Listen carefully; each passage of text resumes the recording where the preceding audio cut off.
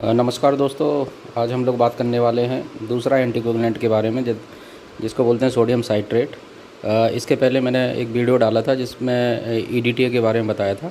वो भी एक एंटीकोगुलेंट है जो हेमेटोलॉजी में काफ़ी यूज़ किया जाता है। इसके अलावा दूसरा जो एंटीकोगुलेंट है वो सोडियम साइट्रेट है और इसका भी यूज़ कुछ स्पेसिफिक टेस्ट के लिए बहुत ज़्यादा किया जाता है। तो आज हम इसके बारे में जानेंगे। तो चलिए शुरू करते हैं दोस्तों।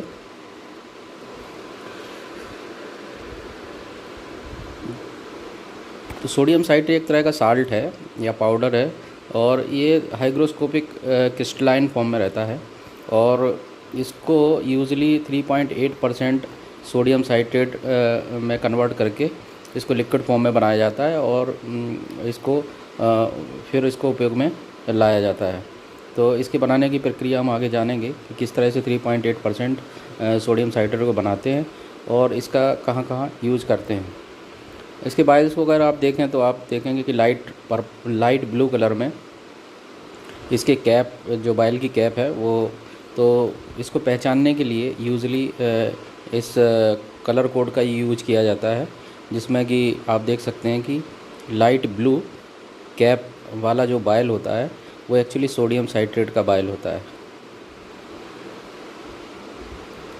अगर हम इसके यूजेस के बारे में बात करें तो सोडियम साइट्रेट कोएगुलेशन स्टडीज़ के लिए बहुत कॉमनली यूज़ किया जाता है और कोएगुलेशन स्टडीज़ में सबसे जो इम्पोर्टेंट है वो है प्रोथ्रोम्बिन टाइम और एक्टिवेटेड पार्शियल थ्रोम्बिन टाइम। ये दो टेस्ट जो हैं इनको लगाने के लिए जो ब्लड है उसको सोडियम साइट्रेट में लिया जाता है। और इसके अलावा वेस्टरग्रीन मेथड से जब हम ESR लगाते हैं, एरिथ्रोसाइट सेडिमेंटेशन रेट का एस्टिमेशन करते हैं, तो उस समय भी ब्लड को जो है वो उसमें ये सोडियम साइट्रेट में लिया जाता है। तो ये जो दो चीज़ें या दो प्रकार के स्पेसिफिक टेस्ट हैं जिनमें सोडियम साइट्रेट का स्पेसिफिकली यूज किया जाता है। अगर हम इसके प्रिंसिपल के बारे में बात करें तो जो ट्राई सोडियम साइट्रेट है ये ब्लड में जो कैल्शियम प्रेजेंट रहता है उसको एक्चुअली चिलेट करता है या बाइंड करता है और एक तरह से इनसॉल्युबल कॉम्प्लेक्स बनाता है, जिसकी वजह से ये जो कोएगुलेशन प्रोसेस है उसको इनहिबिट करता है। तो कोएगुलेशन के लिए जैसा कि मैंने बताया था पहले कि कैल्शियम बहुत ही आवश्यक होता है और अगर कैल्शियम की अवेलेबिलिटी कम ना हो तो कोएगुलेशन का जो प्रोसेस है वो पूरा नहीं हो सकता। तो यहाँ पे ये एक सोडियम साइट्रेट है, एक कैल्शियम चिलेटिंग एजेंट की तरह काम करता है। अगर हम इसके बनाने के बारे में बात करें तो जैसा कि मैंने बताया था कि 3.8 ग्राम सोडियम साइट्रेट को 100 ml पाउडर में मिक्स करके या 100 ml डिस्टिल वाटर में मिक्स करके इसको 3.8% सोडियम साइट्रेट सॉल्यूशन बनाया जाता है। तो और इस सॉल्यूशन का यूज़ जो है वो मैंने बताया था कि ESR और PT और APTT के लिए किया जाता है। तो इसकी क्वांटिटी के बारे में बहुत जानना ज़रूरी है कि कितनी क्वांटिटी में, किस प्रोपोर्शन में हम ESR के लिए सोडियम साइट्रेट का यूज़ करते हैं और किस प्रोपोर्शन में हम प्रोथ्रोम्बिन टाइम के लिए इसका उपयोग करते हैं। तो जैसा कि आप देख सकते हैं स्लाइड में कि जो ESR है इसको अगर आपको एस्टिमेट करना है तो इसमें जो रेशियो लेते हैं वो 4:1 का लेते हैं। 4 जो पार्ट हैं वो एक्चुअली होल ब्लड होता है और 1 पार्ट जो है वो आपका सोडियम साइट्रेट होता है। तो अगर हम इसको 2 ml ब्लड के हिसाब से कन्वर्ट करें तो 1.6 ml जो है वो होल ब्लड लिया जाएगा इसमें और 0.4 ml या 400 माइक्रोलीटर जो है वो सोडियम साइट्रेट को लेते हैं।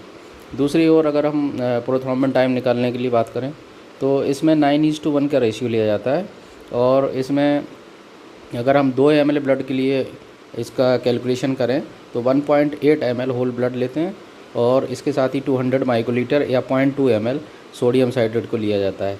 तो ये दोनों रेशियो हमको जानना बहुत ज़रूरी है क्योंकि सोडियम साइट्रेट का उपयोग इन्हीं दो टेस्टों के लिए स्पेसिफिकली किया जाता है। अगर हम इसके ड्रॉबैक के बारे में बात करें तो ये एक लिक्विड एंटीकोगुलेंट है और दूसरा ये कि ये सीबीसी जो एग्ज़ामिनेशन होता है हेमेटोलॉजी में, और प्रकार के जो टेस्ट होते हैं, हीमोग्लोबिन एस्टिमेशन या आपका मॉर्फोलॉजी देखना सेल्स की, तो ये बहुत अच्छी इसमें नहीं दिखती है। तो इसका यूजुअली उपयोग रूटीन हेमेटोलॉजी के लिए नहीं किया जाता है। और दूसरा, ये एक्चुअली कैल्शियम चिलेटिंग एजेंट है, तो ये इसका उपयोग कैल्शियम के एस्टिमेशन में भी नहीं कर सकते हैं। दूसरा, जिस तरह से ईडीटी है जो कुछ एंजाइम्स को इनहिबिट करता था, उसी तरह ये भी अमाइनो ट्रांसफरेजेस और अल्कलाइन फॉस्फेटेज को इनहिबिट करता है। तो इसलिए अगर ब्लड इस सॉल्यूशन में लिया है तो इन एंजाइम्स की भी हम का एस्टिमेशन भी नहीं कर सकते हैं। अगर हम एंटीकोवैलेंट वायल्स के बारे में बात करें, तो जैसा कि मैंने बताया था कि सोडियम साइट्रेट का जो कैप है, वायल का जो कैप कलर होता है लाइट ब्लू होता है वो, और उससे हम पहचान सकते हैं कि ये जो वायल है वो सोडियम साइट्रेट का है। और इसको हम इसमें हम प्रोथ्रोम्बिन टाइम के लिए या ईएसआर के लिए या एक्टिवेटेड पार्शियल थ्रोम्बिन टाइम के लिए या कोएगुलेशन स्टडीज़ के लिए सैंपल ले सकते हैं। तो आगे के एंटीकोगुलेंट के बारे में हम और आगे जानेंगे। इसके बाद हम हेपेरिन के बारे में जानने वाले हैं। तो ये सोडियम साइट्रेट के बारे में था। मुझे आशा है कि ये वीडियो आप लोगों को पसंद आएगा। थैंक यू वेरी मच, धन्यवाद।